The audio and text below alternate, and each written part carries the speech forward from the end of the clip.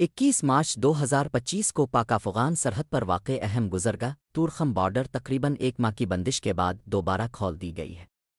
یہ بندش 21 فروری کو اس وقت شروع ہوئی جب افغان حکام نے سرحدی علاقے میں ایک چیک پوسٹ کی تعمیر شروع کی جس پر پاکستان نے اعتراض کیا۔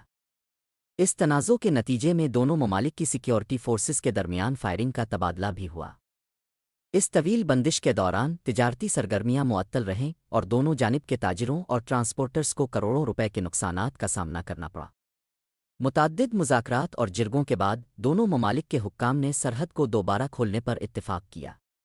بدھ کے روز سرحد کو تجارتی مقاصد کے لیے کھول دیا گیا جبکہ پیدل آمدورفت جمعہ سے بحال کی جائے گی۔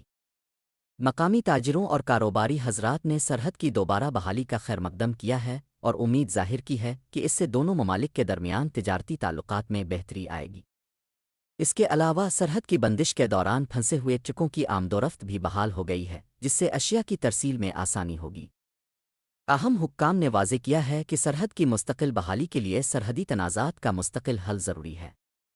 مستقبل میں ایسے مسائل سے بچنے کے لیے دونوں ممالک کے درمیان بہتر رابطہ اور تعاون کی ضرورت پر زور دیا جا رہا ہے۔